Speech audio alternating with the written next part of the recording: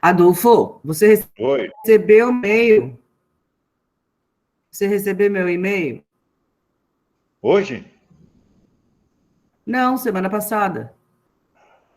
Ah, com o programa, né, do coisa? Isso, é. A maioria ali a gente já falou, né? Falta uma Ah, coisa ou outra. já está completo aquilo lá. Não É, tem, eu não tenho preparado, e também isso é uma questão de ir na internet e consultar, a história do Marcos Pontes, das agências brasileiras, sim. etc, etc. Isso o pessoal pode consultar. E, Isso é sim, só ler, né? claro. E o Constelações, tu não acha que a gente devia dar É, uma mas calibrada? constelações sem ser ao vivo é muito difícil, sem ser É, isso é verdade. mostrar uma figura da constelação não significa Aham, nada, a pessoa não percebe nada. Vai olhar no céu, não vai ver nada. Então. tá certo, tá certo. Vamos começar então? Vamos sim, professor. Bom,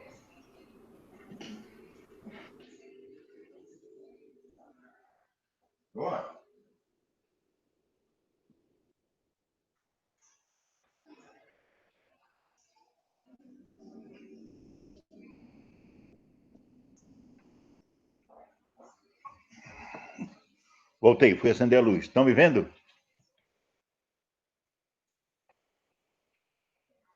Estão me Estamos ouvindo? lhe vendo. Sim, E estamos ouvindo ouvindo também? também. Sim, Tá. dá para ver o senhor. Pequena Tudo história da certo. astronomia, bem pequena, porque se contar a história da astronomia inteira, vai durar o dia inteiro. Constelações, olha, Roberta, por exemplo, a Crux, né? A constelação mais importante para nós no hemisfério sul, né? Que tem 5 estrelas importantes. Essa aqui, a Estrela de Magalhães. E a vela, o navio, a popa. Quer dizer, você olhando isso aqui, se você olhar para o céu, talvez você consiga a Crux, que é bem conhecida. Mas as outras, por exemplo, aqui o Triângulo Astral, essa estrela aqui, ó, representa Santa Catarina na bandeira brasileira. Essa que eu estou apontando aqui com a flecha. Está aqui no Triângulo Astral. Mas é muito difícil mostrar aqui uma aula de constelações de formas que as pessoas possam comparar com o que tem no céu. Né? Bom, hoje nós sabemos que o universo é feito de galáxias, as galáxias são feitas de estrelas, poeira, planetas, cometas, etc, etc. Né? Mas houve um tempo que a humanidade não tinha a menor ideia sobre isso. Né? Hoje nós sabemos existirem muito mais planetas do que simplesmente os do sistema solar. Nós sabemos que 90% das estrelas contêm planetas. Então, são coisas que a história da astronomia veio trazendo à luz. Não se sabia nada disso quando, muito menos sabíamos que o sistema solar era feito de 4 planetas terrestres, 4 planetas jovianos ou gigantes gasosos, inúmeros planetas anões, cometas, asteroides. Bom, enfim, essa anatomia de um sistema estelar não era conhecida. Isso quando? Aproximadamente 8.000 anos tem os primeiros registros, tirando aqueles da caverna de Lascaux, na França, de 40.000 anos, alguns aqui no Piauí de 11.000 anos, mas nenhum deles registra com certeza o céu. Né? Não há registros de que observassem fenômenos astronômicos ou qualquer coisa assim. Desenhavam animais, desenhavam uma série de coisas, desenhavam seus utensílios, etc, etc. Aproximadamente há uns 8.000 anos, o homem começou a se fixar. E ao se fixar em pequenas aldeias, o que era um coletor-caçador, passou a se tornar uma pessoa agrária, aprendeu a plantar. Isso ocorre mais ou menos há uns 8.000 anos, no Iraque, ali entre o Tigre e o Eufrates, entre os dois rios, que numas montanhas ali existentes, crescia o trigo natural. E o trigo natural foi o que motivou a situação deles deixarem de ser coletores, caçadores, para serem gregários se tornaram urbanos. Então, esse é um ponto importante, aproximadamente 8.000 anos, até 6.000 anos, quando se desenvolve a Mesopotâmia, os sumérios. Eles então, porque eles vão plantar, eles vão colher, eles vão precisar de conhecer as estações, eles precisam conhecer quando vai chover, quando o Nilo sobe, quando o Nilo desce, lá no Egito, e assim por diante, e quando ali no Eufrates as planícies eram banhadas por água, quando não. Ou seja, era importantíssimo conhecer o tempo, o clima. Já que eu estou plantando, eu preciso do clima. Enquanto eram caçadores e coletores, não precisava de nada, porque eles iam atrás, né, dos bichinhos, iam comendo as raizinhas que achavam, as frutas que achavam, eles iam andando. Eles corriam atrás da fartura, digamos assim, né? Mas a partir de 6.000 anos, eles começaram a se fixar em um lugar só, se tornaram gregários. E por isso, por exemplo, isso aqui é um zigurate. Isso foi encontrado lá na Mesopotâmia. São grandes construções, não tem nada embaixo, é sólido, não é oco, não tem moradia, não tem nada. Aqui em cima eles usavam para observar os céus. E a marcação que eles fizeram nas tabuinhas, nos calendários astronômicos que eles passaram a executar, as pessoas que observavam o céu e faziam essas marcações eram provavelmente magos de algum tipo de profeta, sei lá. Eram pessoas que trabalhavam só com isso e que eram tidos como importantíssimos na sociedade mesopotâmica, né? A primeira cidade é Ur, né, na Babilônia, a mais antiga, né? Bom, eles também inventaram os números e também inventaram a escrita, óbvio, para que eles pudessem ter um calendário que não precisava ter escrita e números, né? Essa gente é que inventou isso tudo. Os gregos vão aparecer bem mais tarde, né? Isso aqui é muito mais importante que os gregos, que são os pioneiros na observação do céu e na observação dos astros e na contagem do tempo através dessa situação. Eles achavam o seguinte, ó, veja só o que eles pensavam, que só existia a terra deles, que era tipo assim uma ilha, né, cercada de água por tudo que é lado, e eles tinham descoberto o estanho. O estanho, um material muito bom, eles faziam escudos de estanho, armas de estanho, etc., tudo de estanho. Então eles achavam que existiam dois deuses que brigavam era o deus do bem e o deus do mal, e tinha um terceiro que era o responsável pelo dia e pela noite. O que ele fazia, esse terceiro? Enlil era o nome dele. Ele segurava essa cúpula de estanho em cima da região deles, do país deles, do mundo, né? Aqui dentro ficavam a lua e as estrelas, e o sol ficava fora da cúpula. Quando era noite, o Enlil baixava a cúpula em cima da terra e deixava o sol de fora, só ficava a lua e as estrelas. Quando era o dia, ele levantava a cúpula, o sol brilhava, desapareciam as estrelas e a lua às vezes ainda aparecia. Eles não tinham muita explicação para isso. Na verdade, eles deixaram isso escrito, era assim que eles achavam que era, né? Obviamente, uma ideia primitiva, mágica, que exige a presença de um ser fantástico capaz de fazer isso, né? Aproximadamente 4.800 anos no passado, existe um lugar no sul da Inglaterra chamado Stonehenge, maravilhoso, que se imagina seja um marcador das estações, né? No solstício de verão, o sol passa dentro de um conjunto de pedras desse, toca numa outra, exatamente colocada ali, só acontece isso nesse dia. Então, há uma boa ideia de que Stonehenge, assim como outros círculos de Albury, que chamam, né, eram, na verdade, observatórios astronômicos para marcar o tempo, para plantações e colheitas e criação de bichos e tudo mais, né? Então, Vocês vejam que é muito recente, 4.800 anos é ontem, né? Os chineses têm um mapa do céu com 4.000 anos. Bem, é bastante antigo. Vejam que marcavam as estrelinhas, as constelações, né? Esse aqui é o hemisfério norte, evidentemente. Não conhecemos essas constelações. São muito difíceis para nós. Essas aqui estão aqui, bem perto do centro do céu, para os do hemisfério norte. Para nós, do hemisfério sul, são quase invisíveis. 3.000 anos no passado, e os egípcios colocaram a seguinte ideia: existem 3 deuses, Nut, Shu e Geb. Nut, o céu; Shu, o ar; Geb, a terra. Então, Shu segurava Nut para Geb viver embaixo. Era uma ideia muito parecida com a cúpula dos mesopotâmicos, né? Uma cúpula. Aqui, Nut era a barca do sol. Aqui, o sol caminhava em cima de Nut, né? Então, essa era a ideia que os egípcios tinham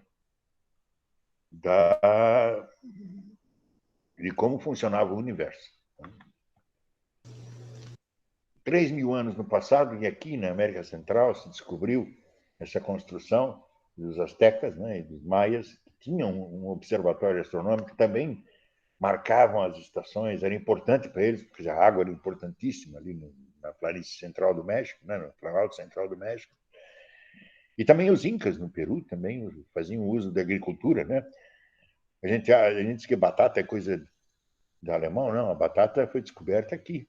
Os incas plantavam batatas, assim como os astecas plantavam tomatecos, ou tomates, né? Isso tudo foi levado depois dos descobrimentos para a Europa. Hoje se acha que molho de tomate é uma coisa de italiano, né? Não, é uma coisa americana. E a batata também, ela não é os alemães comedores de batata, não. Os comedores de batata eram os incas. Então, toda essa cultura americana do sul, central e do norte, ela também se ocupava do céu. Eles também precisavam da agricultura. Eles também precisavam, né? Por exemplo, Machu Picchu, quem conhece, quem não conhece, eu até recomendo. Machu Picchu tem um marco astronômico fantástico, que ele fica bem embaixo das Três Marias. E as Três Marias, ali, a Mentaca, uma das três, a mais ao norte, é aquela que marca o círculo do Equador Celeste projetado no céu. Então, para eles era importantíssimo, porque eles sabiam das estações do ano, etc., etc., a partir de Machu Picchu, quando eles desenharam nesse observatório no chão a reprodução das Três Marias. E quando o Sol pegasse numa delas, ou seja, o Sol estava bem em cima do Equador, eles sabiam que era o equinócio. Para eles, importantíssimo, né? 3.000 anos no passado, os gregos aparecem na história, né? Os gregos têm o mérito de terem sido os primeiros a pensar em um sistema mais lógico para explicar o universo. Em vez de recorrer a deuses e deuses e deuses, eles recorreram a uma certa mecânica, geometria. Os gregos eram ótimos geômetras, né? O mundo grego, então, 2.800 anos, Homero escreve, além da Odisseia e outras obras, né, da Ilíada, ele escreve o mundo gerado pelo oceano. Uma certa razão ele tinha, porque a vida é gerada pela água, né? Hesíodo escreve o mundo é gerado pelo caos. Eles tinham mais razão ainda, porque nós sabemos que é o caos aleatório que veio trazendo o universo do nascimento até hoje. Então, esses dois gregos de 2.800 anos no passado, eles tinham insights de como seria o universo. Claro, uma ideia ainda bastante equivocada, mas, de qualquer forma, é um intuito, é um começo, é um início do que nós chamamos de ciência. Os gregos foram interessantes porque eles pegaram aquela história do Enlil, da cúpula de estanho, e transformaram em cristal, porque eles tinham descoberto e comprado cristal dos fenícios. Aí eles disseram, não, o mundo é assim como vocês dizem, mas são esferas de cristal que existem em volta da Terra. Então, trocaram o estanho por cristal, mas retiraram deuses. Eles tiraram os deuses da brincadeira. Não era Zeus quem ficava puxando, tirando o cristal, mesmo porque o cristal Sendo transparente, não era ele quem fazia a noite e o dia. A explicação para eles de noite e dia era outra. O Tales de Mileto foi um dos primeiros que deu a explicação para noite e dia. Ele achava que a Terra estava lá, dentro daquele cristalzinho e tal, e que havia tubos. Era tudo escuro e tubos onde tinham estrelas e o Sol. Né? E esses tubos traziam essas luzes, eles iam girando ao redor da Terra e, às vezes, quando o Sol estava aqui em cima, era o Sol que dominava, quando eram os outros, eram estrelas e a Lua. Anaximandro pegou a ideia do Tales de Mileto, isso 2.600 anos no passado, né? E fez o seguinte, ele disse, não, são esferas cristalinas, né? Então, eu tenho aqui a esfera das estrelas, a esfera da Lua, a esfera do Sol, e esses todos estão girando ao redor da Terra. E lá fora tem a esfera de fogo. Claro, são ideias absolutamente absurdas, mas na época, sem instrumentação nenhuma que não fossem os olhos, era o que servia.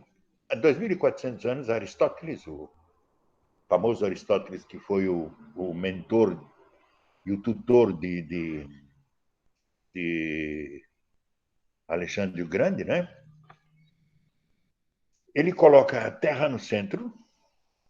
Aqui agora já, né, não sabem ainda que a Terra é redonda, mas de qualquer forma ele coloca a Terra no centro e os 1, 2, 3, 4, 5, 6, 7 astros errantes. Quando você olha para o céu, tem 7 astros, à vista desarmada, sem usar o telescópio, claro, que eu vejo que eles não obedecem às mesmas configurações das constelações. Por exemplo, se você olhar para o Cruzeiro do Sul, ele vai aparecer em posições diferentes do céu, conforme a hora, conforme a época do ano. Mas as estrelinhas que formam o Cruzeiro vão estar sempre iguaizinhas. Uma em relação à outra não muda nada. Mas havia... E estrelas para gregos era hectas.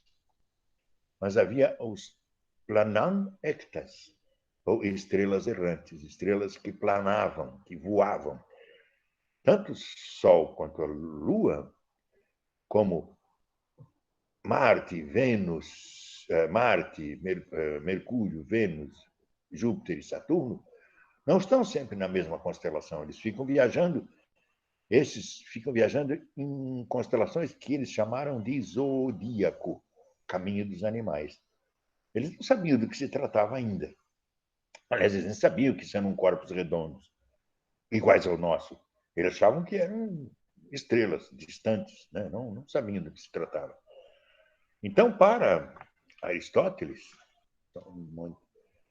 tudo que fosse perfeição estava da Lua para cima. Tudo que fosse imperfeição estava da Lua para a Terra. Então, aqui tínhamos montanhas, crateras, vulcões, diferentes paisagens, etc, etc. Mas esses outros lugares eram lugares divinos, eram lugares absolutamente perfeitos. Por fora de tudo havia a esfera das estrelas fixas, aquelas que não passeavam. Né? Essa ideia de Aristóteles vai durar até o século XVII da nossa era. Então, a ideia aristotélica dentro da história da humanidade foi a que mais durou. A ideia que nós temos hoje, o conceito e, além do que, o conhecimento que nós temos hoje só tem 400 anos. Começa em 1609, com Galileu. Até então, veja, 400 mais, por 2.000 anos, quem comandou o espetáculo foi Aristóteles. Era confortável para todo mundo. A Terra ser o centro do universo. Tudo girando ao redor da Terra. Você olha aí de manhã na praia, está nascendo o sol. Olha para o outro lado, no final de tarde, o sol está se pondo. Meio-dia, o sol está mais ou menos no meio do céu. É óbvio que é lícito pensar que quem está se mexendo é o Sol, não é a Terra. Né? Na verdade, é a Terra, não é o Sol. O Sol também se mexe, mas não nessa forma perceptível por nós, já que nós estamos juntos ao Sol, atrelados ao Sol. Perdão. Mexemos juntos, mas ao mexermos juntos não percebemos o movimento. Né? Aristarco de Samos, espetacular a ideia desse homem, ela também ficou adormecida por esse tempo todo. Porque, primeiro disse, as estrelas parecem fixas por estarem muito longe da Terra. E depois ele afirmou o seguinte: a Terra gira ao redor do Sol, a Lua gira ao redor da Terra e assim por diante. Ou seja, ele teve o insight da coisa certa, mas não foi acreditado, não foi levado a sério. Até Galileu ele não foi levado a sério. Um marco importante é Eratosthenes de Cirene, nós já falamos dele quando a gente falou sobre distâncias no universo. Ele é de 300 antes da Era Comum, né? Ali a distância entre Siena e Assuã, e Alexandria, né? 800 quilômetros, e o ângulo da sombra de 7 graus. E ele, então, fez a dedução matemática, né? A fórmula da circunferência, o comprimento da circunferência é 2πr. Isso representa 360 graus, uma volta completa. Se eu cortar aqui e esticar essa linha, eu tenho 2 vezes 13,1416, que é o valor de π, vezes o raio, que depende do tamanho do raio, né? Bom, ele descobriu que 7 quilômetros dava 7 graus dava 800 quilômetros. E os 360 dá quanto? Ele fez a conta,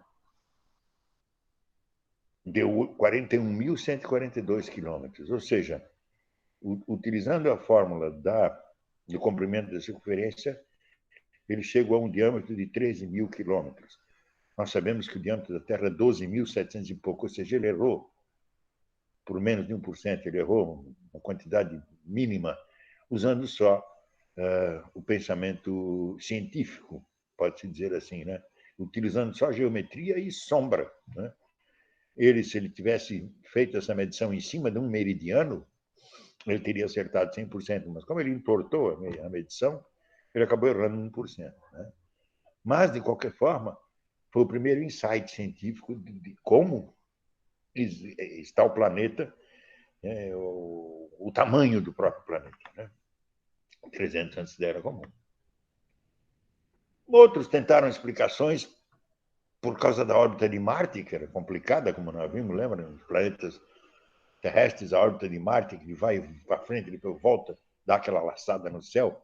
Esse sujeito aqui, o Apolônio de Perga, ele tentou explicar que Marte, que a Terra era o centro, Marte girava num círculo chamado deferente, e que ele girava não direto no círculo, mas em outro círculo no qual ele girava ao redor do deferente, chamava epiciclo. O Hiparco de Nicéia fez as contas e viu que não funcionava muito bem com a Terra no centro. Ele pega a Terra e bota num lugar chamado equante. Vejam, eles estão se aproximando da ideia da elipse, do foco. Eles estão chegando perto. Óbvio que não estão na maneira exata, porque o elipse é diferente um pouco do círculo. Mas o Hiparco aproximou o sistema de Apolônio, aperfeiçoou o sistema de Apolônio, mas mesmo assim, a tal órbita de Marte não dava certo. Sempre havia marcar, dia 2 ele vai estar em tal lugar, dia 2 ele não estava em tal lugar, estava um pouquinho antes, um pouquinho depois. Então, isso só vai ser resolvido depois de Galileu, né? Antes não vai ser resolvido. Cláudio Ptolomeu, no ano de 1900, há 1900 anos, no ano 100 mais ou menos, ele publica o Almagesto, que é um almanaque que vai durar até Galileu, com a Terra no centro, os zodíacos, os 7 planâectas em volta do zodíaco. Vocês estão escutando barulho, né? Tem alguém trabalhando com britadeira aí na rua, eu não tenho como evitar. Gostaria que ele fosse embora, mas não vão. O Renascimento, as navegações trazem uma coisa muito importante, que é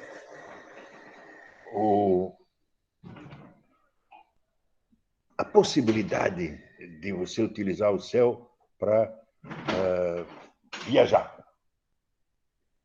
Meu filho veio e fechou a janela. Obrigado. Muito bem. Os árabes, aqueles descendentes dos babilônicos, foram eles mesmos que inventaram os instrumentos mais precisos, o sextante, quadrante, todos os instrumentos de de marcar posições no céu foram os árabes que tinham inventado, porque eles navegavam no deserto, né? Os árabes, os mouros, dominaram a Península Ibérica por 800 anos, ali, Portugal e Espanha. Por isso, as grandes navegações são espanholas e portuguesas, porque a escola de Sagres, Granada, Alhambra, tudo isso foi herança, perdão, foi herança que os árabes deixaram na Península Ibérica e que foi muito bem utilizado pelos portugueses e espanhóis, né? Os ingleses, os alemães, os italianos não foram grandes navegadores, mas os espanhóis e os portugueses, que não eram a potência da época, foram grandes navegadores, porque receberam de herança o conhecimento árabe sobre as navegações e puderam, né, dar a volta ao mundo, puderam descobrir a América, o caminho para as Índias, etc, etc, etc. Porque tinham recebido de graça esse presente árabe que eram as navegações, a instrumentação para a navegação. Nessa época, Dante escreve como é o mundo. É a Terra, né? Tem o hemisfério da água, o hemisfério da terra. Isso aqui é o inferno, aqui é o purgatório. Então o cara morria e ia para cá, dependendo de como era julgado, ou ele caía nesse poço direto para o inferno, ou então ele ia para o céu, lá para cima, né? Aqui ficavam as esferas dos planetas, a esfera das estrelas fixas, a Terra no centro.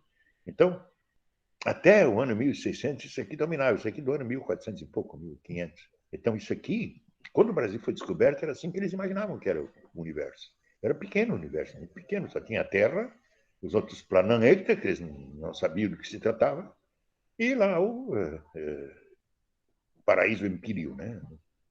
Onde ficava Deus, né? O paraíso dos homens era mais embaixo aqui. O de Deus ficava separado, né?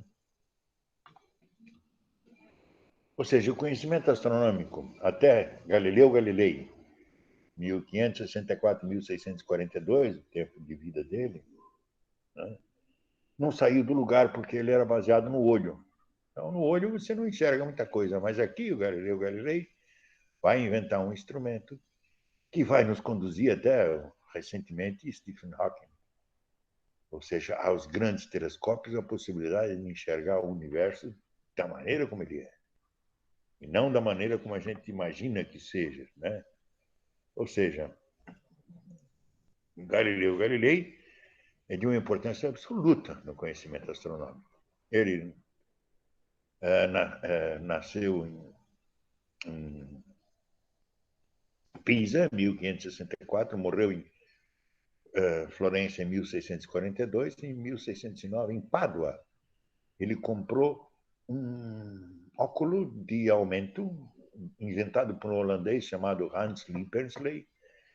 E a única coisa diferente que ele fez foi melhorar esse óculo, porque os melhores fabricantes de lentes moravam em Roma, e ele tinha contato. E ele trabalhava para os Dodge de Veneza, né? E ele melhorou profundamente aquele óculo de longo alcance. Os holandeses utilizavam no exército, na guerra, só aumentava 4 vezes os holandeses. O do Galileu chegou a aumentar 30 vezes. Quando ele fez isso com as melhores lentes possíveis, aqui é a cidade de Pádua, na época de Galileu, bem diferente se for lá hoje, né? As lentes eram conhecidas desde o século XIV. Vendia-se na rua lentes, porque as pessoas já enxergavam mal naquela época, já existia miopia, etc., etc., no século XIV, nos anos 1300. E já havia uns artesãos que faziam lentes para as pessoas enxergarem. O que o Galileu fez que os outros não fizeram, aqui o modelo que ele fabricou, Perspicillum, ou pequeno óculo. Muito bonito, né? Era muito enfeitado, uma arte pura, né? Ele pegou e apontou para o céu. Enquanto os outros apontavam para as batalhas, ele apontou para o céu. Depois ele foi melhorando cada vez mais e apresentou para os nobres de Veneza e vendeu 30 equipamentos desse, porque daí ele vendeu para usar na guerra mesmo. Mas ele também disse, olha, mas dá para ver o céu e tal e tal. As primeiras demonstrações dele foram para ganhar dinheiro, porque ele precisava sobreviver, e ele o fez vendendo como uma arma de saber quando o inimigo vinha muito antes do inimigo saber que ele já estava de olho no próprio. Né? Então, o Galileu tinha esse lado duplo. Ele precisava sobreviver. Ele tinha 3 filhos, né? 2 moças e um rapaz, e uma mulher, mas ele não era casado, ele não vivia junto com ela. E ele tinha uma casa onde ele morava e estudava, e uma outra, ficava umas 3 ruas para baixo, onde morava a família. Quando ele queria, ele ia lá visitar a família e voltava. Mas ele não queria ninguém perto dele, ao lado dele, porque atrapalhava a concentração dele. A primeira coisa que ele olhou foi a Lua. E ele saiu-se com essa expressão interessante. Não era polida, regular e de uma esfericidade perfeita, como estimava a grande multidão de filósofos. Sim, eles achavam que da Lua para cima era tudo perfeito. As coisas que tinham buracos, montanhas, ventos, vulcões, etc., era aqui na Terra, que era lugar de sofrimento. Mas ele, quando apontou o seu pequeno óculo para a Lua, ele percebeu que ela era irregular, rugosa, provida de enchimentos, como a própria superfície da Terra, que se tornou diferente em todo lugar, pelas alturas das montanhas e profundezas dos vales. Ele fez esses desenhos de próprio punho da Lua, né? Nas suas diferentes fases, né?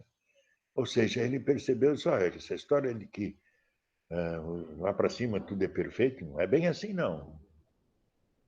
Isso causou tanto temor que, quando ele mostrava a Lua no telescópio para as autoridades eclesiásticas e civis, ele chegava a dizer, não, isso é um desenho que tu coloca ali na frente, que é para enganar a gente e tal. Então, era difícil aceitar, né? Algo que tinha 2000 anos de afirmação, mesmo que não fosse científica, né? Fosse apenas achismo, né? Ele não ele é considerado o pai da ciência, porque ele é o primeiro que faz a experiência. Ele usa a matemática e a experiência para mostrar as coisas. Até então, não. Era tudo empírico, né? No dia 7 de janeiro de 1610, ele botou em cima de Júpiter e viu que tinha 2 bichinhos de um lado e um do outro. No dia 8, 3 bichinhos de um lado. E assim foi mexendo e foi descobrindo que estava estabelecido e claro para mim, sem nenhuma dúvida, que havia no céu estrelas errando em torno de Júpiter, ou seja, nem tudo gira em redor da Terra. Ele quebra o segundo paradigma. O primeiro paradigma, acima da Lua, tudo perfeito, ele quebrou com o Perspicillium. O segundo paradigma, está tudo girando ao redor da Terra, ele quebrou e disse, tem coisa girando ao redor de Júpiter. E ele faz desenhos, ele não entendeu muito bem Saturno, ele não percebeu que eram anéis, ele achou que eram 2 abas. Né? Claro, a qualidade das lentes dele nem se compara com a de hoje. E esse aqui são desenhos de Vênus, esse aqui é o símbolo astronômico de Vênus, esse aqui é o símbolo astronômico de Saturno, esse é de Júpiter, esse é de Marte.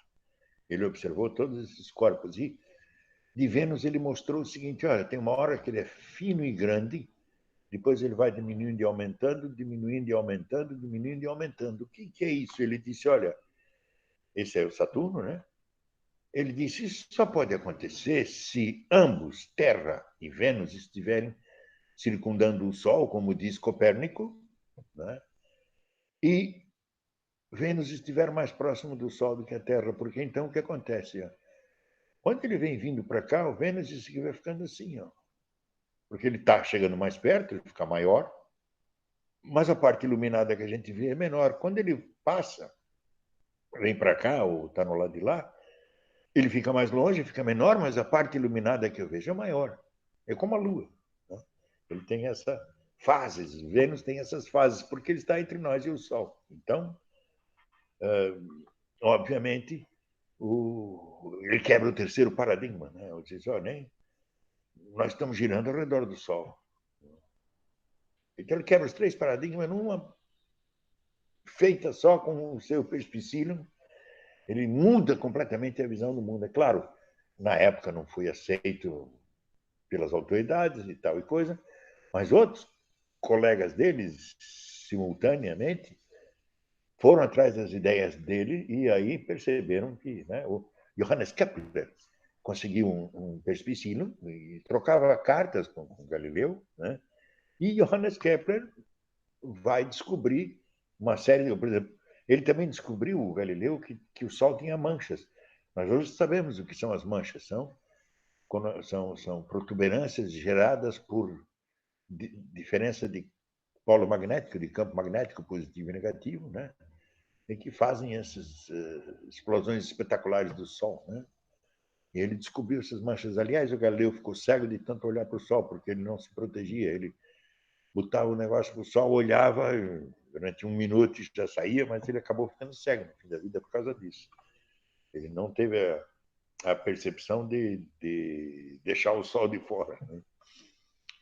Nicolas Copérnico, que diz que o Sol está no centro do universo e que tudo gira ao redor dele, viveu entre 473 e 543, e Nicolas Copérnico é então comprovado por Galileu por aquelas 3 afirmações que nós falamos.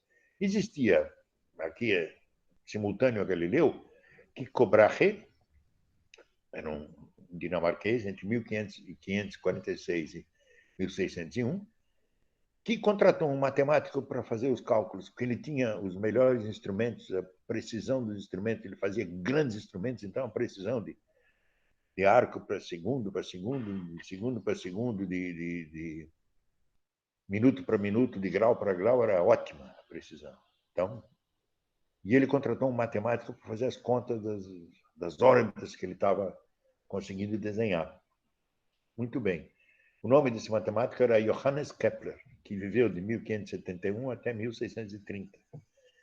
E Johannes Kepler comprou um telescópio. Johannes Kepler descobriu as 3 leis das órbitas. É interessante contar a história porque os dados de Marte, que era o grande enigma, o Tycho Brahe não deixava com ninguém, nem com Johannes Kepler. Mas o Tycho Brahe morreu. Morreu de uma forma inusitada. Naquela época não se podia sair da mesa do rei antes que o rei desse permissão.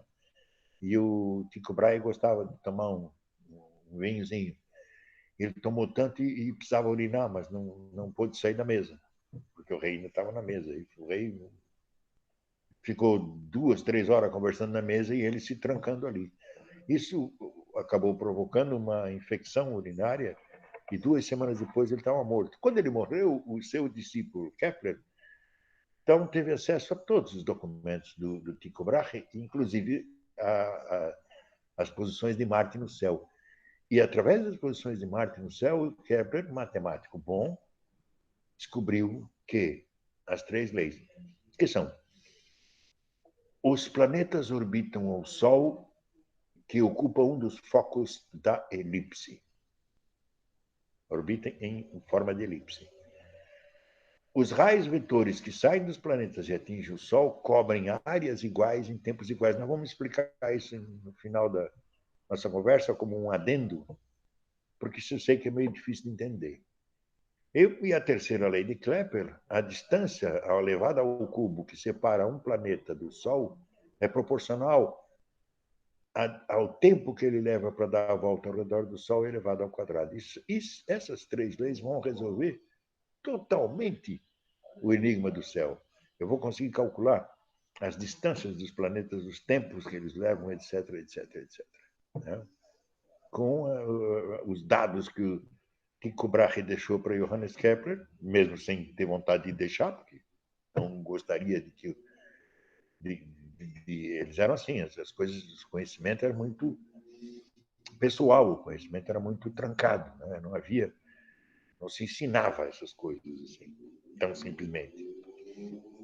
Até que chega Isaac Newton, também, né, um pouco mais tarde, viveu de 1642 a 1727, e afirmou: Platão é meu amigo, Aristóteles é meu amigo, mas minha melhor amiga é a verdade. Ou seja, ele corrobora Galileu e Johannes Kepler. Ele vai com Copérnico, Galileu e Kepler.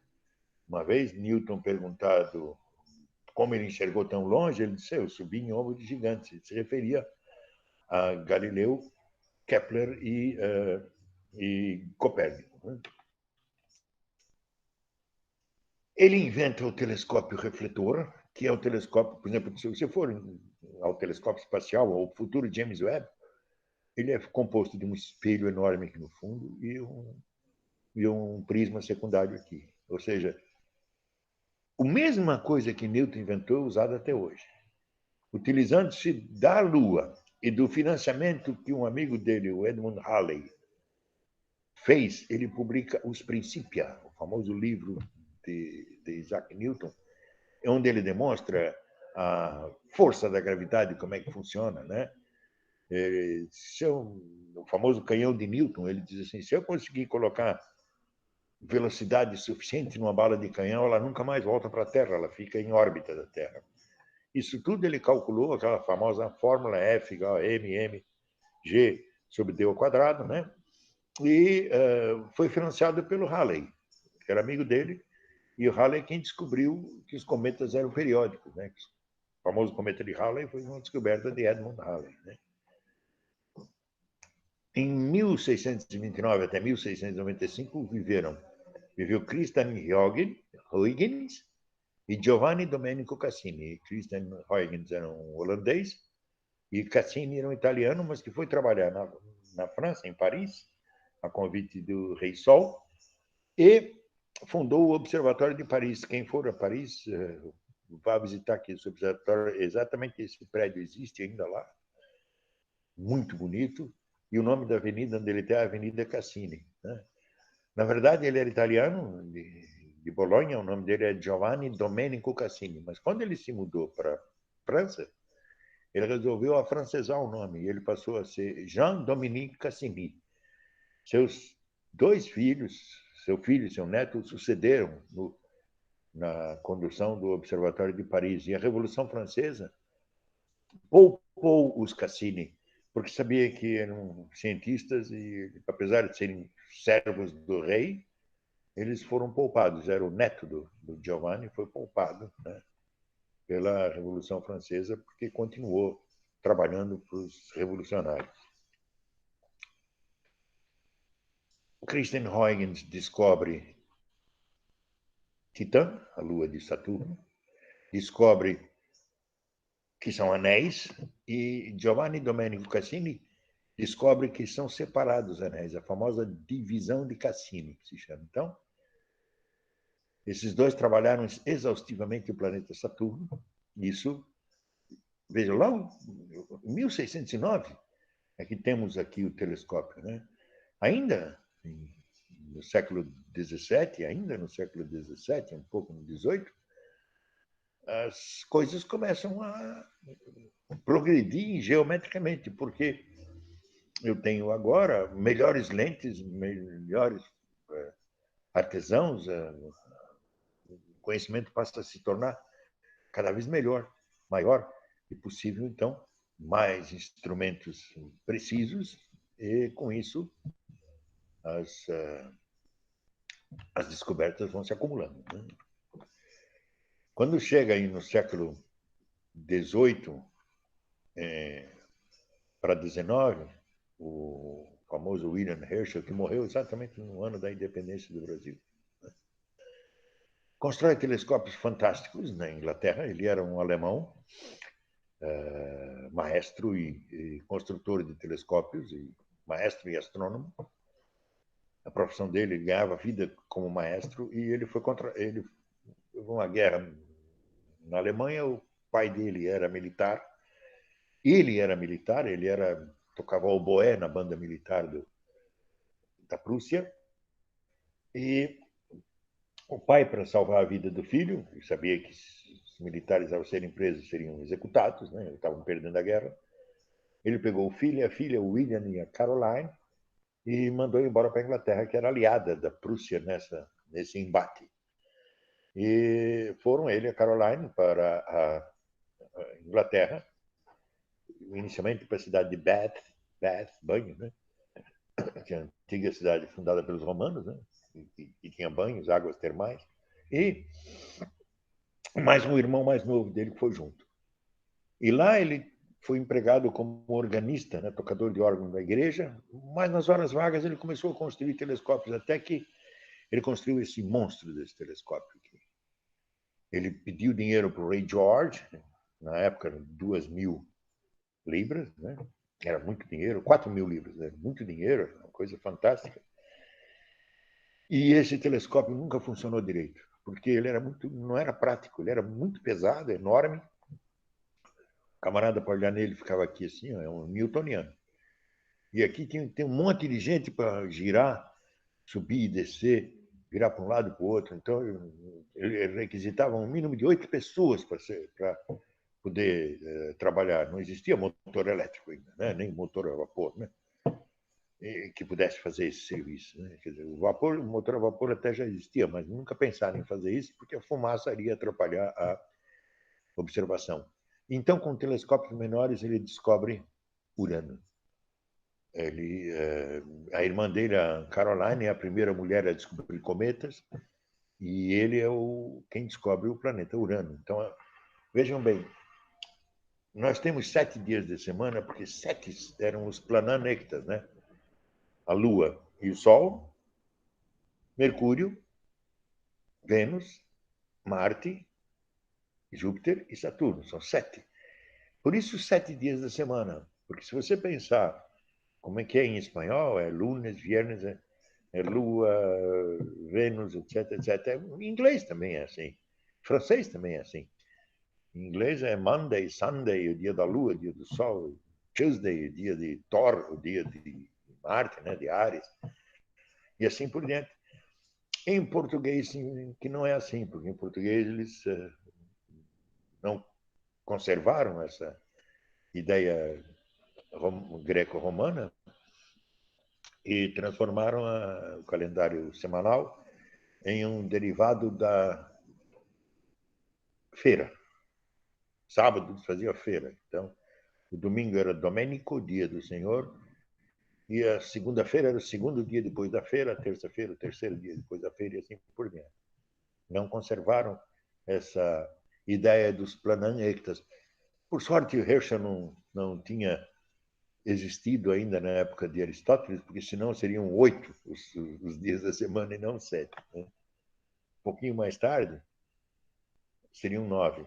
Nós somos obrigados a render homenagens a Albert Einstein, que vai descobrir. O Newton descobre as fórmulas da gravidade, e o Einstein descobre o que é a gravidade.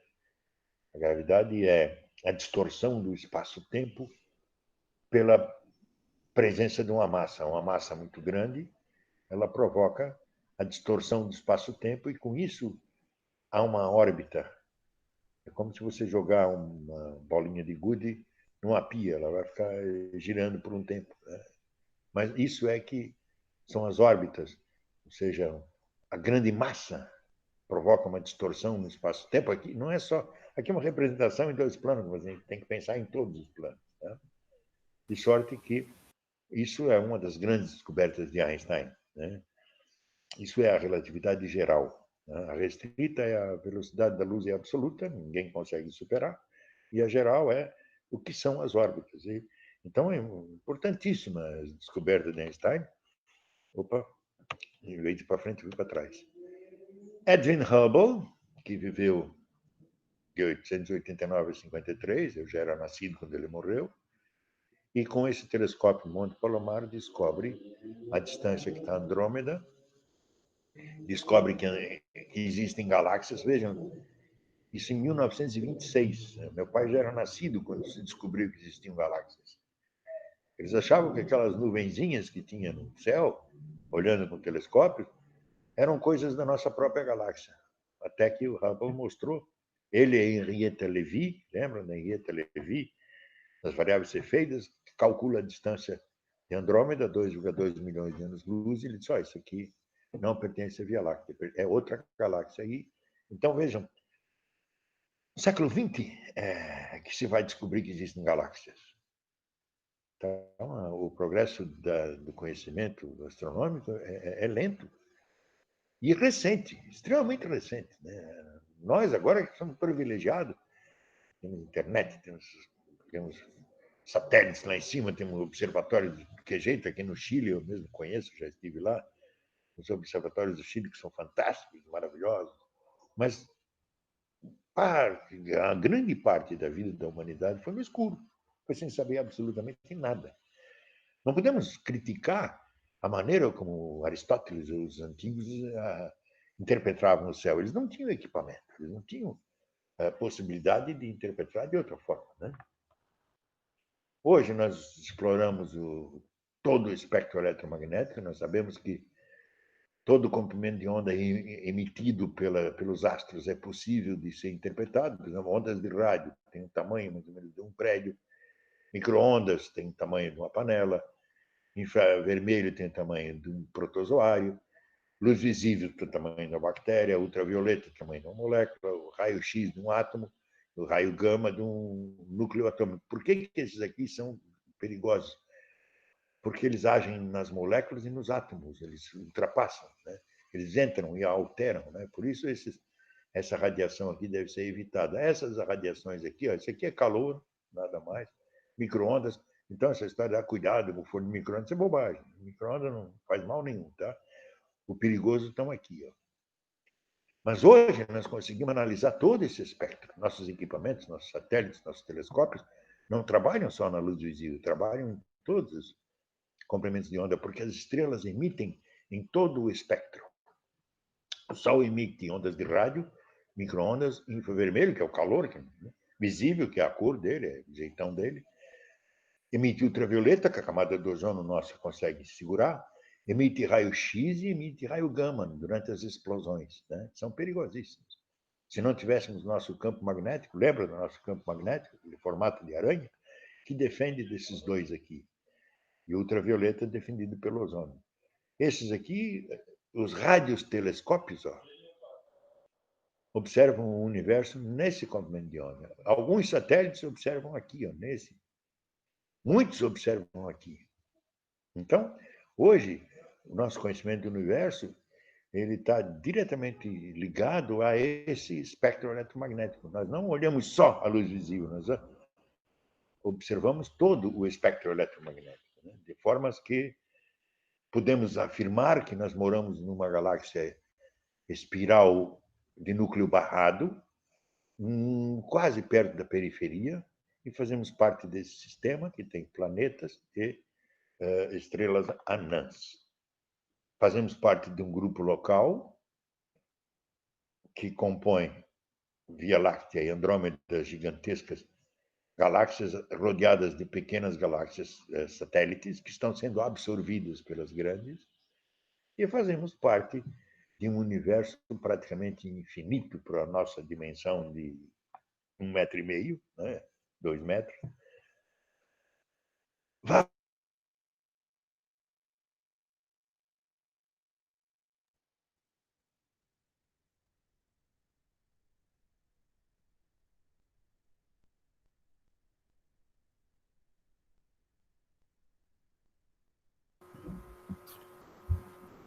Chega perto das 3h30, 4 horas, a internet dele vai ficando ruim, né?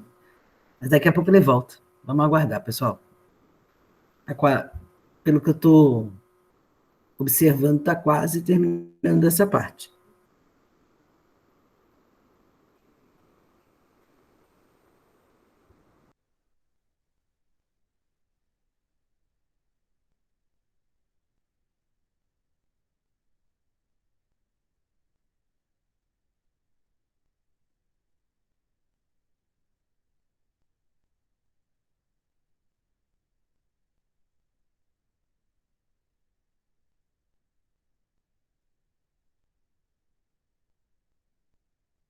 Ele já percebeu que saiu, né? Então já deve estar retornando daqui a pouquinho. Tá?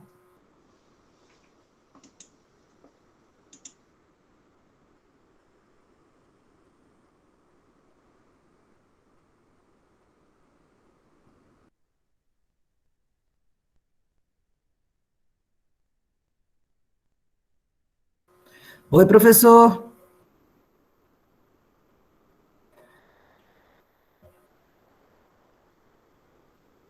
Paramos no Steven, isso. no começo lá. Só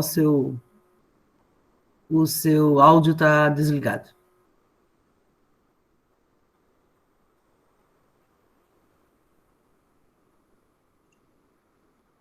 Isso. Agora sim, professor, pode falar.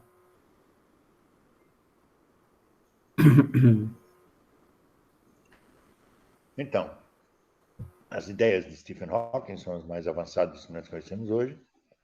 Demonstram que o universo é teoria hemioteoria das branas, que existem universos paralelos e que, quando dois se chocam, acontece um Big Bang, surge um novo universo, que os universos são conectados por buracos negros, e, é claro, tudo isso é teoria, é matemática pura, né, na cabeça desse homem extraordinário, e que não tem como comprovar, porque quem é que vai entrar num buraco negro para sair no outro lado? Ninguém vai ter coragem disso, mesmo porque é impossível, nós não temos como chegar perto dos buracos negros, né? Eles são extremamente distantes, né? A nossa sorte. De formas que essa, mais ou menos, é um resumo da história do universo. E agora, Roberta, primeiro, antes de apresentar a fase da Lua, quais os questionamentos? Se alguém tem alguma pergunta, por favor. Sobre a parte anterior? É isso, sobre a história da astronomia. Alguém que quer que revise alguma coisa, ou que apresente É alguma tão, ideia? é Oi? tão magnífica, né? E É tão magnífica. é magnífico porque a história do conhecimento humano é magnífica, né? O acúmulo de conhecimento, né? Sim, Vai gerando esse. Hoje a gente aperta o dedo aqui no computador, na televisão, a gente não pensa o que há por trás disso, tudo que aconteceu, né? Tudo que foi necessário sim, acontecer para que chegasse aqui, sim, né? com certeza, As pessoas importantes nesse processo, né? O com que queria certeza. saber da. Tem mais? Alguém Não, mais? peraí, deixa eu ver se tem aqui alguma coisa no chat. Ah, Stephen Hawking pode repetir a parte da teoria dos buracos negros que ligam os universos? Posso repetir. Só um pouquinho, isso. São duas as ideias que ele trabalhou, né? A primeira teoria é a teoria das branas, que os universos são pequenas membranas, que para nós parecem infinitas, mas são muito estreitas, e que quando elas se tocam uma com a outra, por flutuações quânticas, tem que entender um pouquinho de mecânica quântica, que é uma questão estatística, tá? Elas geram um novo universo. Claro, isso é teoria, isso é matemática, física baseada em matemática, equações que se resolvem e dão resultados positivos. É que esses multiversos, ou esses estranhos universos separados, podem ser visitados através de buracos negros. Um buraco negro seria um caminho, um buraco de minhoca que, né, você entraria num buraco negro e sairia num outro universo. Bom, não. Isso é meio absurdo, eu acho que meio ficção científica, por enquanto. Mas matematicamente funciona bem. Ele conseguiu matematicamente montar equações que prevêem essas possibilidades. Tá? Mas, por enquanto, é só matemática. E eu acho que por sempre será só matemática, porque quem é que diz, não, eu vou, me bota no foguete e me É, joga no buraco negro? Alguém. mas o interessante, professor, que tudo também foi muito matemática antes, né? Sim, Lá não, não, não, veja bem, até a época de. O primeiro a usar matemática foi Galileu. Então, mas quando eu digo antes, Galileu que. eu estou falando de Galileu mesmo, Então não faz muito né? tempo, faz 400 anos. É recente, entende? Então, até Galileu, Sim, a matemática era geometria. Os gregos usavam geometria para calcular distâncias, diâmetros, etc, etc. Mas, para equacionar o universo, é uma coisa muito recente, é do século XX para cá. Então, sim, a ideia científica experimental matemática ela é extremamente recente. Então, ainda teremos algum tempo até que possam ser. Mas, por exemplo, quando o Einstein falou, a mecânica quântica também é do Einstein, quando ele propôs as ideias sobre o átomo, como funcionava o átomo, ele, sem querer, matematicamente, ele descobriu a bomba atômica, a energia nuclear, sem querer. Ele não tinha essa ideia. Aconteceu. Sim. Que os experimentos dele acabaram resultando na energia nuclear, né? Pode ser que os experimentos do Stephen Hawking, essas matemáticas do Stephen Hawking, acabem resultando, no futuro, a gente não sabe quando, né? Numa realmente que a gente consiga, né, viajar entre universos. Existem livros ótimos, eu recomendo até, chama Universos Bebês, de um brasileiro chamado Mário Novello, que é colega de Stephen Hawking. Ele dá aulas em Paris, obviamente, né? É brasileiro. Eu conheço ele pessoalmente, Mário Novello. E que ele é um dos os legados de Stephen Hawking. Ele é um dos teóricos de que o que existe, que essa teoria das branas é o seguinte: o universo acaba, ao esbarrar no outro, começa outro, que esbarra no outro, começa outro, ou seja, o universo é cíclico. Essa é a ideia do universo dos bebês. É um livro muito interessante. Você precisa ter um pouco de conhecimento físico e matemático para poder entender as equações que ele coloca ali. Mas, de qualquer forma, a ideia é essa, que não existe começo e fim. Existem começos e fins, algo mais ou menos assim. Ok? É difícil para a gente... Tem uma professora, a professora... Oi? A Dineia parece que está querendo perguntar alguma coisa, é isso? Dineia. O professor, assim, eu estava digitando, mas ficou meio comprido. Assim, a gente conhece da astronomia como uma ciência natural.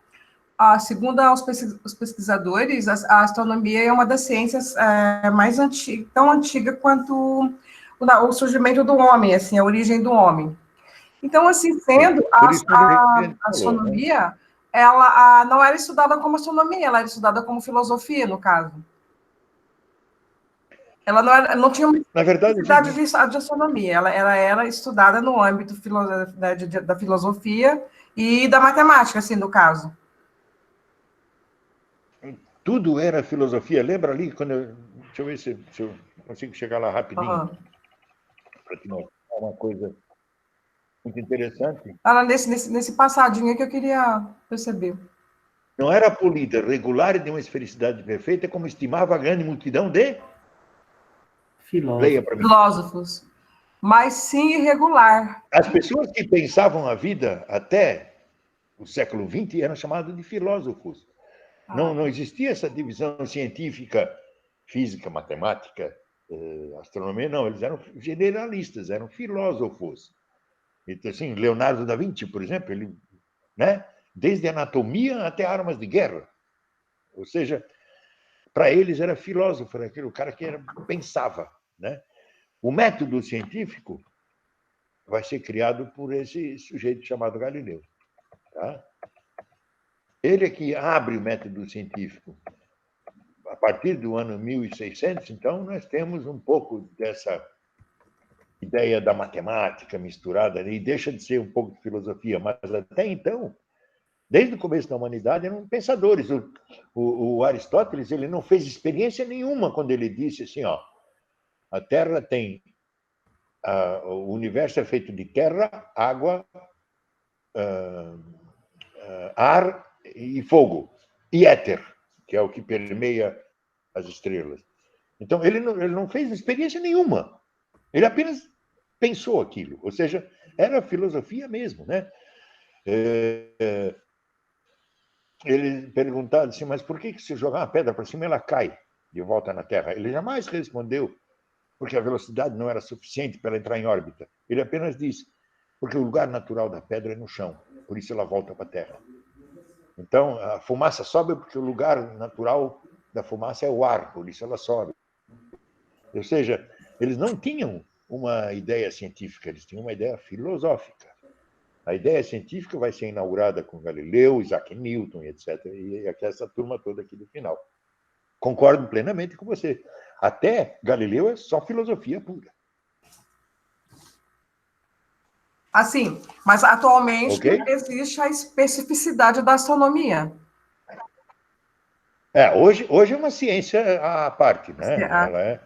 Aliás, ela é subdividida. Ela tem astronomia, astrometria, e tem o que chama cosmologia, que é uma estuda só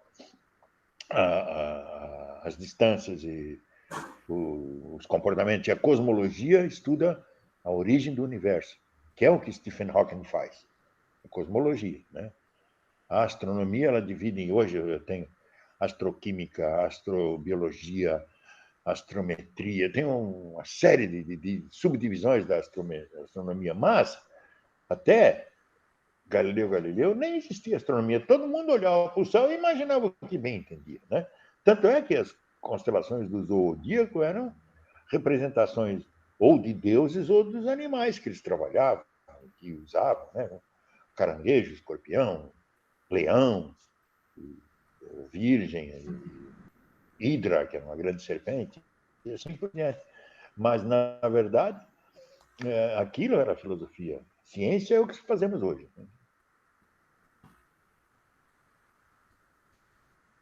Ok? Obrigada, professor. Satisfeita? Bastante. Então, tá bom. Obrigada.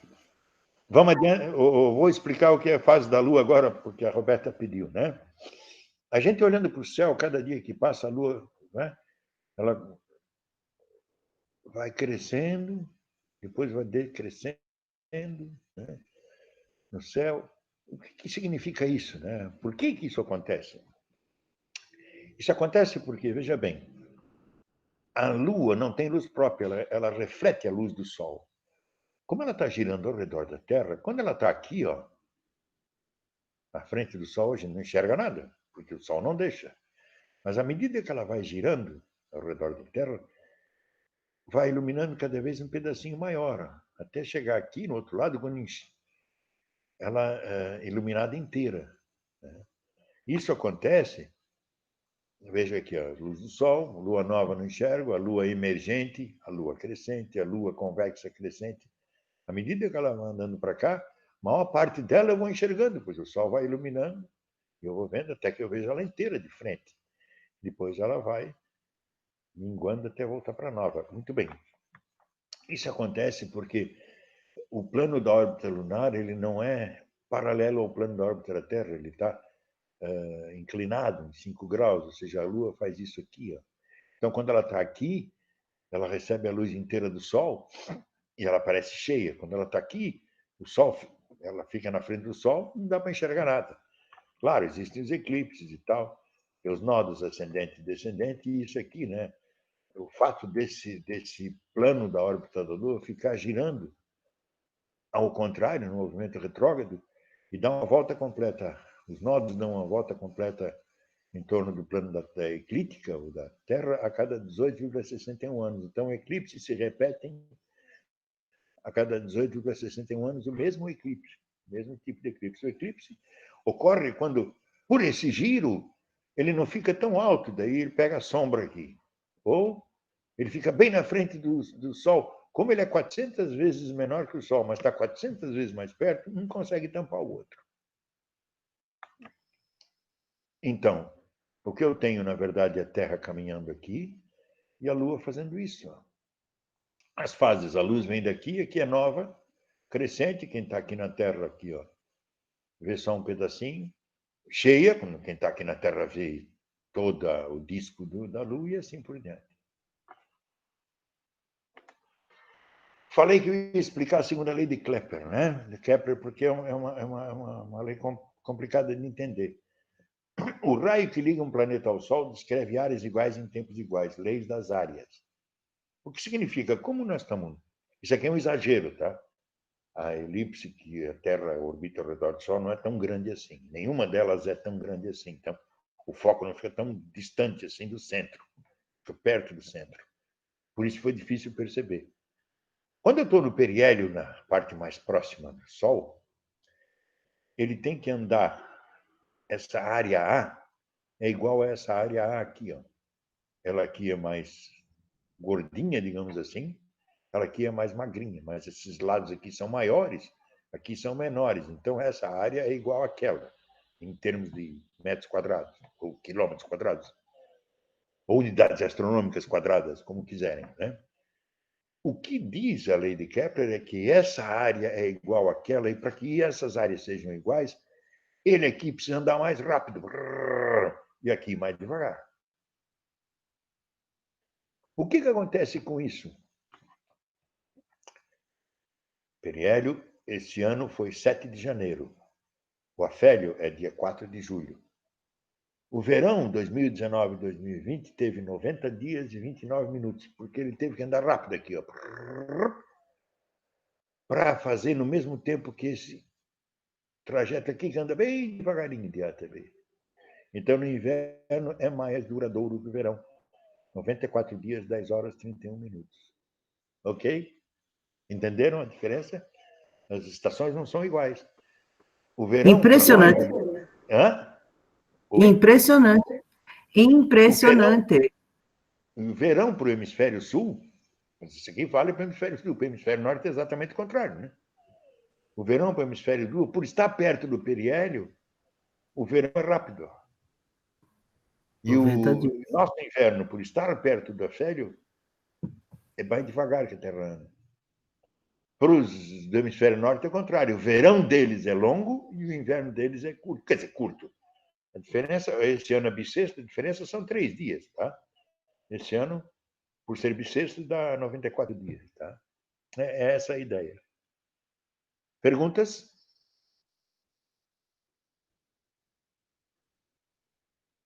Tem uma do William ali. Espera aí que eu vou ler. Uma pergunta. Há aceleração e desaceleração da Terra? Ah, né? Na órbita? Sim. Sim, claro, a velocidade varia, a velocidade varia.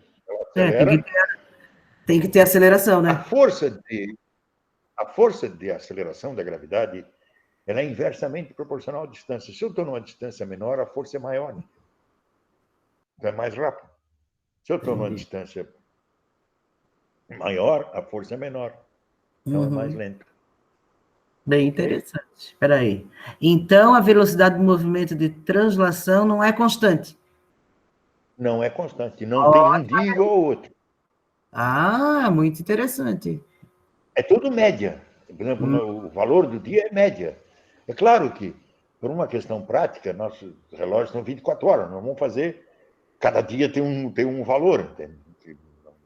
Não, seria complexo. Né? Não ia dar certo.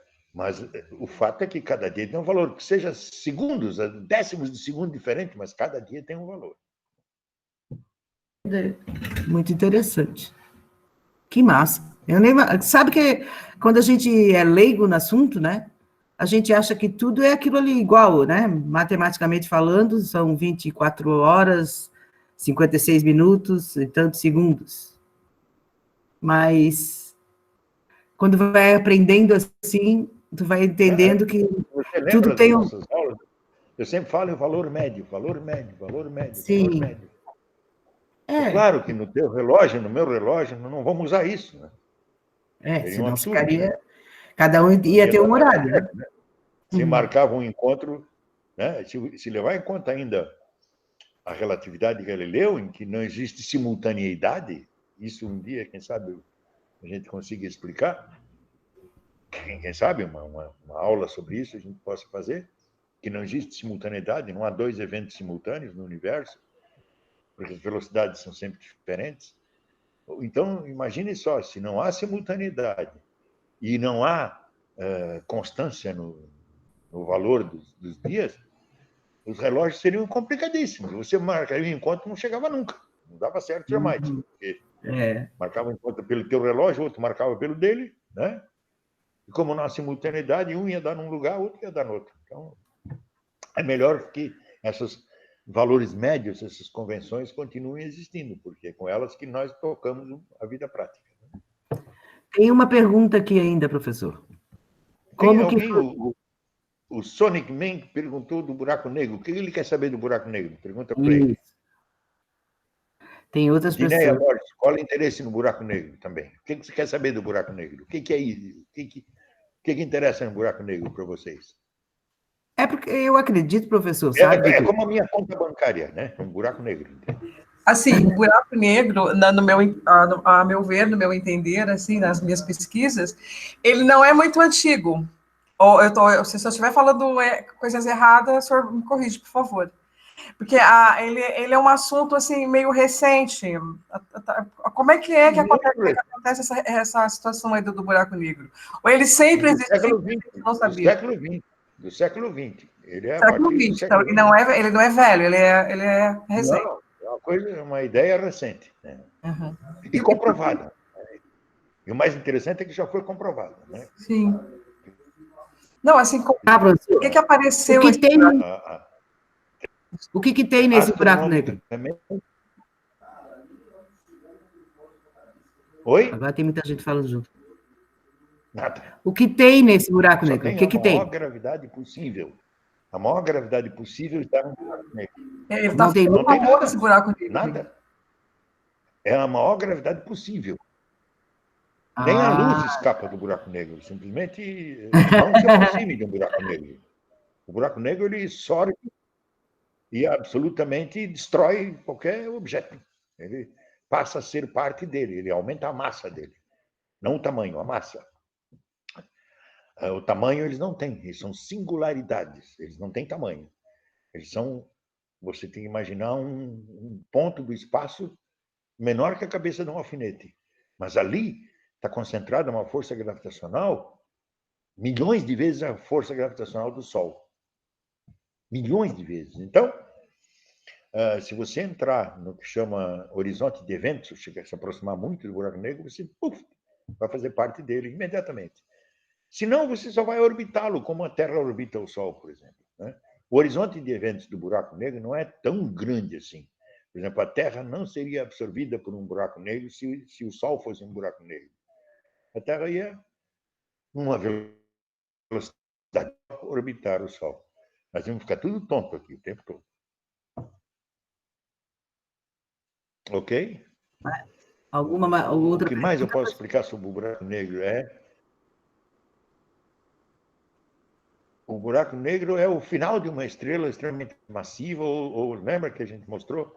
Ou de um sistema duplo de estrelas, em qual uma absorve massa da outra, e a explosão é tão espetacular que acaba gerando essa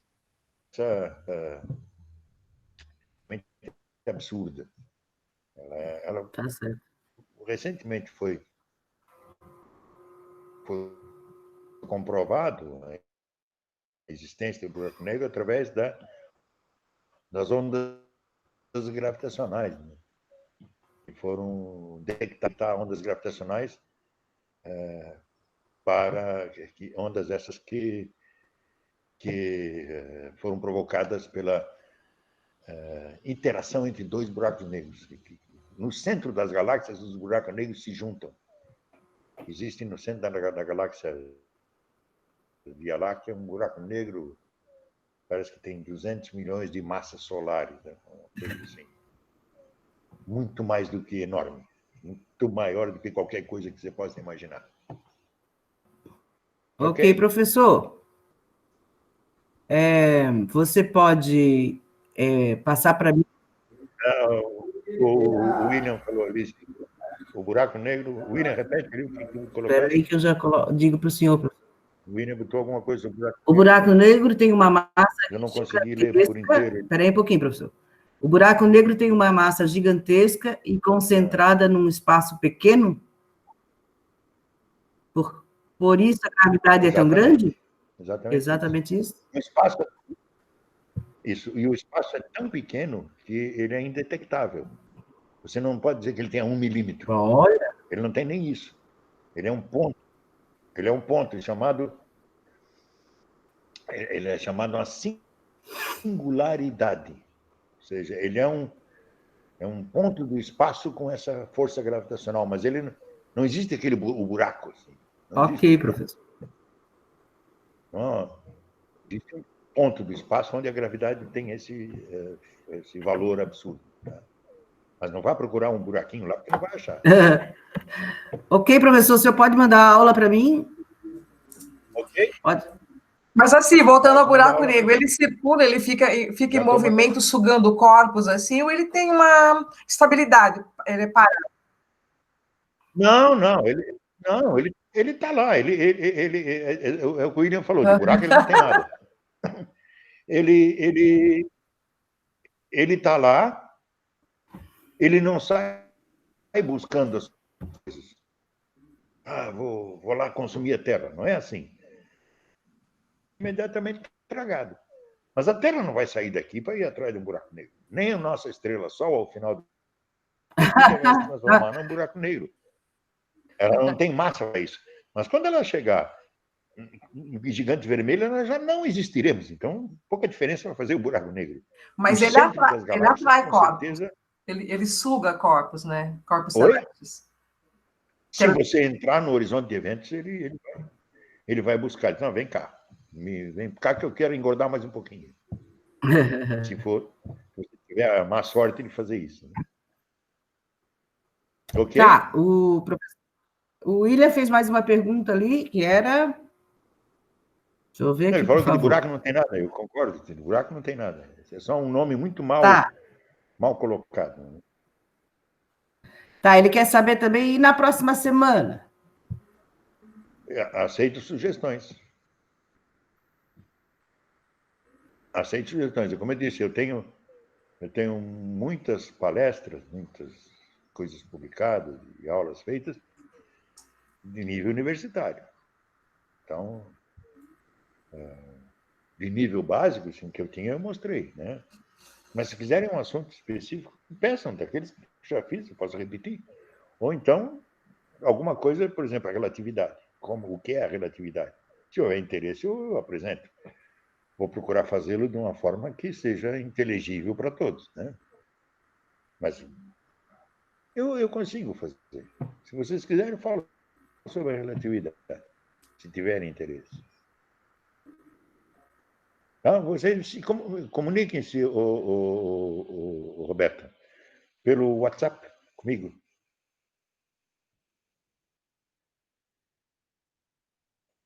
Não estou escutando nada, Roberta. Acho que está sem som. Olha só, deu um pane aqui na minha internet que eu fui para o Beleléu. Aí eu tive que voltar rapidinho, daí eu não entendi nada do que o senhor falou. Mas eu não falei nada de estranho. Não? Eu falei que escolham um assunto. Eu proponho, por exemplo, relatividade. É uma ideia. Posso falar sobre a vida de personagens da astronomia. Eu disse o seguinte, eu tenho palestras prontas, sei lá quantas, de nível universitário. Então. Quer dizer, eu posso apresentar. Se vocês quiserem, eu apresento. Mas a relatividade de Einstein? Eu fiz uma que eu fiz para apresentar para o pessoal do teatro que fez uma peça sobre Einstein na universidade, e eu fiz algumas palestras a relatividade com poucos números, é o nome da palestra. Então, legal. Vai explicar o conceito, a importância do Einstein e como ele chegou àquelas conclusões. É uma possibilidade, porque ela é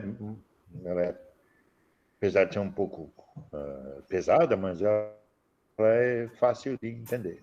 Acredito que sim. Né? As leis de Kepler, o senhor deu agora, né? É essa última que o senhor falou ali, né? Tá. Sim, sim. Está lá na programação, então eu só queria... As 3 leis. Sim, o que é bem fácil de entender também, né? Eu estou ficando meio... Eu acho, né? Mas eu sou... Não, eu acho tudo, não foi difícil, não, professor. 50 anos, então, para mim... Para mim é fácil, mas não sei para as outras pessoas, né? Tá, pessoal... Eu acho a linguagem do professor bem clara, assim, bem entendível. Professor. Como? Assim, eu acho as suas aulas bem entendíveis, assim, é fácil a tua linguagem para compreender, eu acho, pessoalmente. Que bom. Tá bem, é bem boa a linguagem. É bem boa. Que bom, obrigado. Tranquilo. Ô, professor, tem mais uma sugestão. Espera aí. Pessoal, eu vou dar a sugestão do William, e aí eu vou precisar sair, que eu tenho uma nova reunião, tá? Ó, uma sugestão era abordar a astrofísica... Eu também tenho. Só um pouquinho. Abordar a astrofísica e talvez os tipos de telescópios. Uma sugestão do William. Na verdade, sim, não tem muito assunto para falar sobre isso. Tem 3 ou 4 tipos de telescópio. Posso apresentar os tipos de telescópio, mas se você for na internet e botar ali telescópios, vai mostrar tudo. Existem 2 grandes grupos, os refratores e os refletores. Não tem muito o que apresentar. Certo. Eu não vou ficar, né? Não há interesse das pessoas saber como cadê o espelho, onde é que está o espelhinho, o que é a distância focal, o que é diâmetro de objetivo, o que é diâmetro de ocular. Isso é uma coisa que fica meio assim, não sei como dizer, fica pesado, né? Não mostrar como é que é feito um telescópio, na verdade, são 2 tipos de telescópio. Ok, de ótica, né? Vocês eu vou te mandar aqui a internet, a palestra de hoje, tá? Tá. E vocês ouvam e me passem até domingo, que é para dar tempo de eu preparar, o tema que vocês querem. Eu sugiro a relatividade, que ela está muito bem feita, muito interessante. Então, vamos de relatividade essa semana que vem, pronto? Depois a gente vê. Eu fico aguardando o comunicado no WhatsApp, tá bom? Ok. Um abraço, pessoal. Até. Aquele abraço. Abraço que eu vou entrar. Obrigada pela resposta. Obrigada. O quê? Tchau. Tchau. O que ele falou, menino? Tchau, gravação. Tchau. Até.